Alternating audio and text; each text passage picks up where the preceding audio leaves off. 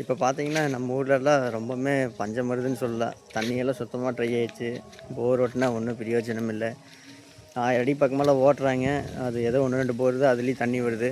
அதுவும் ஒரு 10 நாளைக்கு ஓடுது. எல்லாம் செலவு பண்ணி 5, 6 லட்சம் செலவு பண்ணி ஒரு 10 நாளைக்கு ஓடுது. அதுக்கப்புறம் அது நின்று போகுது. நம்மளுக்கு தென்னை மரம் ஒன்று தான் இருக்குது. அதே ஏதோ அந்த மஞ்சள் தட்டாமல் லைட்டாக இப்போ தட்டுறதுக்கு ஆரம்பிச்சாச்சு. கேமராவில் பார்த்தா தெரிய மாட்டேங்குது உங்களுக்கு. தண்ணி பாருங்க ஒரு 10 நாளைக்கு ஒருக்க 8 நாளைக்கு ஒருக்க விட்டுக்கிறோம். இவங்க எல்லாம் பாருங்கள் பக்கத்து தோட்டத்துக்காரங்களும் எல்லாம் காப்பெல்லாம் சுத்தமாக நின்று வச்சு பாக்கு செடியெல்லாம் நட்டியிருந்தாங்க. இதெல்லாம் பாருங்கள். அங்கேயும் கருவேப்பிலை சுத்தமாக எல்லாம் ட்ரையாக தான் இருக்குது.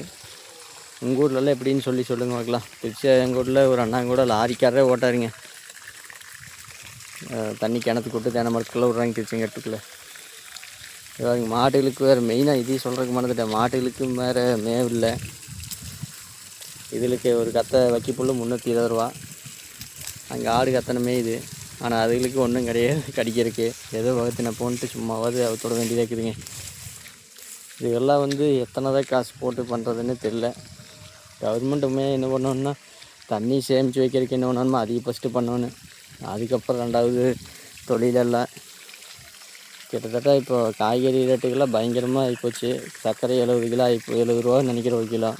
ஈல்டு கம்மியானங்காட்டிக்கு எல்லாம் வெச்சாயிடுச்சு. ஆனால் அதே மாதிரி டன்னும் வெச் பண்ணி கொடுத்துட்டாங்க. 4 ரூபா 4000 என்னமோ கொடுக்குறேன்னு சொல்லி சொன்னாங்க. ஆனால் என்னதான் இருந்தாலும் இன்றைக்கி நடுத்தர மக்கள், நம்ம ஏழை ஏக்கிற மக்கள் எல்லாம் ரொம்ப கஷ்டம். நீங்கள் எல்லாம் பிழைக்கிறது பற்றி மளிகை சாமானுமே பார்த்திங்கன்னா 3000 4000 ஆயிர மாட்டேங்குது மாதம். வீட்டு வாடகை 10,000 5000 சம்பளம் வாங்கிட்டெல்லாம் ஒன்றுமே மிச்சமே பண்ண முடியாது. போகிற போக்கில் அப்படி தான் இருக்குதுங்க. பாருங்க மாட்டுகளுக்கு மேலின்னு மசால் கட்டுக்குள்ளேயே அப்படியே கட்டி மசால் இதெல்லாம் தீந்தே போச்சு. இதுக்கு தண்ணி கட்ட பத்துறதில்ல. அப்படியே கட்டி வச்சு மேய்ச்சிட்டுக்கிறோம். அது இங்கே இன்னைக்குதுங்க ஒன்றும் கிடையாது. இருக்கிற தின்னுட்டுக்க வேண்டியது அவ்வளோதான்.